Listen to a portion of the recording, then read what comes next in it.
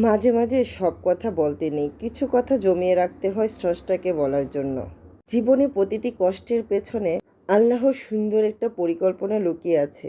ধৈর্য ধরো, তুমি নিজে একদিন বলবে আল্লাহ যা করেছে সবচাইতে ভালোই করেছে। ধৈর্য শব্দটা অনেক ছোট, কিন্তু ধৈর্যটা অমূল্য একটা সম্পদ। এই সম্পদটা যার আছে সে অনেক মূল্যবান, কারণ ধৈর্য ছাড়া জীবনে কিছুই করা সম্ভব না। আর যার ধৈর্য নাই সে জীবনে আসলে মূল্যহীন। যাই হোক, ধৈর্য নিয়ে বলতে গেলে বলার শেষ নেই। আসসালামু আলাইকুম, সবাই কেমন আছেন? আশা করি সবাই খুব ভালো আছেন। আলহামদুলিল্লাহ, আমিও ভালো আছি। তো আজকে সকাল সকাল একদমই ঢ্যাঁড়স ভাজি করতেছি। তো এটাকে আমরা কেউ ঢ্যাঁড়স বলি, কেউ ভেন্ডি বলি, যে নামই বলি না কেন, সবজি কিন্তু একটা, এটা স্বাদ কিন্তু যেভাবেই রান্না করি না কেন তুলনা হয় না। তবে এই সবজিটা সিজনের প্রথম দিক দিয়ে খেতে বেশি ভালো লাগে, তারপরে কেন জানি আর খেতে ভালো লাগে না। 100 টাকা থেকে যখন 50 টাকা 40 টাকা কেজি পর্যন্ত খেতে ভালো লাগে, যখন 20 টাকা কেজিতে নেমে আসে না, তখন এটা ভাজি মাছ কোনো রকমই আর খেতে ভালো লাগে না। তো যাই হোক, এই ভাজিটা প্রথম দিক দিয়ে খেতে এত ভালো লাগে, আমার ছেলে মেয়ে পছন্দ করে। তারপরে আর যেভাবেই রান্না করি না কেন, কেন জানি ওরা খেতে পছন্দ করে না। তো যাই হোক, সকাল সকাল আমি একদম সুন্দর করে ভাজিটা করে নিলাম। এই ভাজিটা গরম ভাত দিয়ে খেতে বেশ ভালো লাগে, সাথে একটু লেবু নিলে আমার কাছে অনেক বেশি ভালো লাগে। আর এই সিজনে যেহেতু বাজারে অনেক বেশি বোম্বাই মরিচ কিনতে পাওয়া যায়, ওই বোম্বাই মরিচটা দিয়ে খেতে অনেক ভালো লাগে।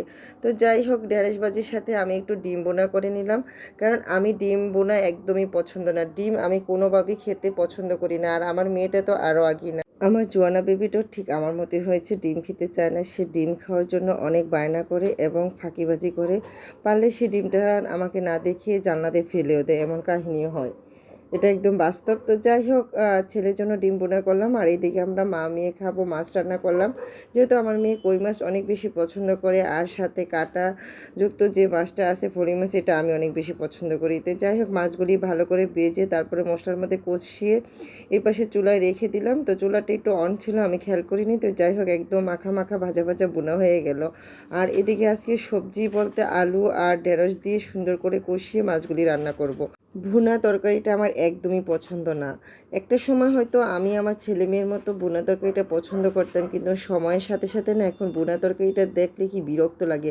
মনে হয় যে এটা দিয়ে আমি এক লোকমা ভাতও খেতে পারবো না। আর একটু সবজি দিয়ে রান্না করলে নিজের মতো করে মনে হয় খেতে ভালো লাগে। তো যাই হোক, মানুষ বলতেই মানে পরিবর্তনশীল, মানুষের রুচি পরিবর্তন হয়, সেটা আমাকে দিয়ে আমি বুঝতে পারলাম যে সময়ের সাথে সাথে অনেক পরিবর্তন হয়ে যায় রুচির। যেই মানুষটা আমি সবজি আমার বাচ্চাদের মতো পছন্দ করতাম না, সেই মানুষটা এখন সবজি না হলে ভাত খেতে ভালোই লাগে না। তো যাই হোক, কথা বলতে বলতে কিন্তু তরকারিতে কষিয়ে ঝোল দিয়ে তারপরে মাছগুলি দিয়ে দিলাম, হালকা একটু ধনিয়া পাতা দিয়ে রান্নাটা কমপ্লিট করে ফেললাম।